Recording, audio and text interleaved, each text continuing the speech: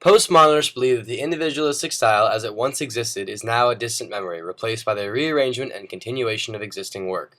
Just like physical matter cannot be created out of nothing, postmodernists believe that there is no such thing as originality. This belief is one that holds the protagonist of J.M. Coetzee's Youth in a desolate position of self-loathing and despair. Struggling to become an author, the youth believes that because so much great work has been created before him, his attempts to contribute to the body of literature will be futile and pathetic. Instead of accepting and embracing the concept of postmodernism, the youth chooses to believe that there is no hope for any sort of artistic future, and allows this belief to condemn his aspirations as a writer and as an artist. Being a well-read individual, the youth feels entirely overwhelmed by the genius of the artists that preceded him in the literary realm.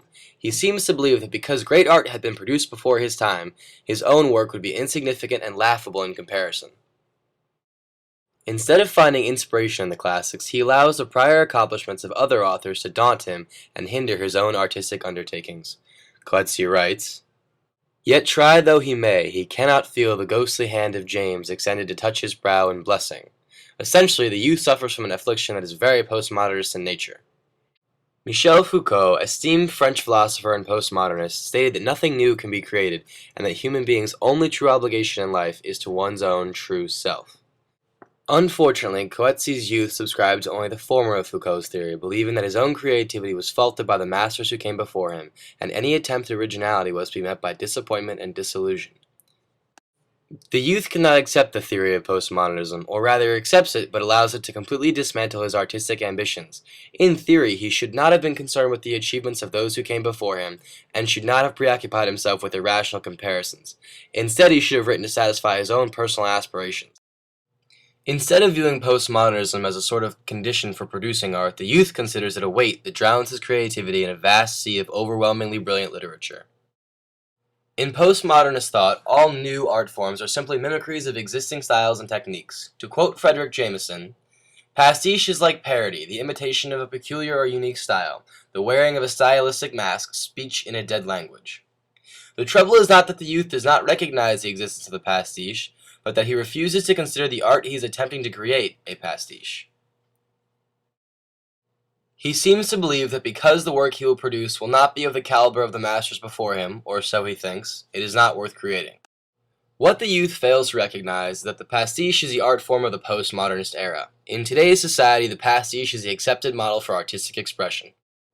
Just like Kanye West using a Curtis Mayfield beat as a sample for his new record, nothing is truly original anymore, and that's not necessarily a bad thing.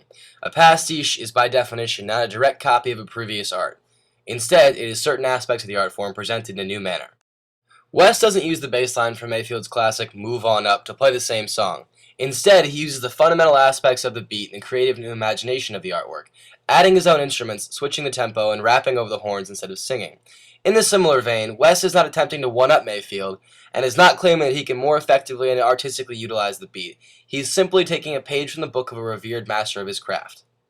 And now, a brief comparison.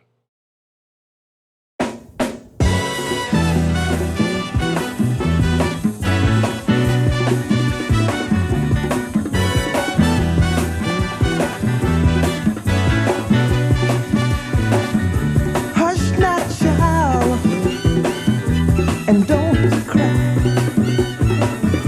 Your folks might understand you by and by. Just move on up toward your destination. Though you may find from time.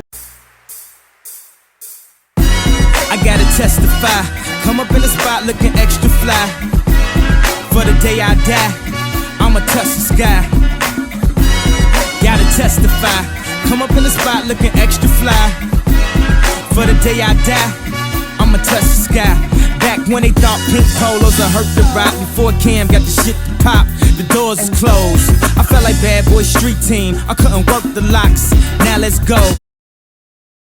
Truly, in postmodernist society, it's not about being better than those who came before you and being the greatest of all time. Real postmodernists would label this aspiration impossible and naive because everything original that there is to achieve has already been done, and striving for legitimate originality is futile. However, that is a far cry from claiming art to be dead and pointless. The pastiche is a true art form, a concept that Coetzee's youth will have to embrace at some point if he ever wants to contribute to literature as those before him have done. The youth must eventually realize that, while it may be hopeless to be more creative and fantastic than anyone else, he can reimagine and reshape art that has already been created, in turn producing new and equally important artistic contributions.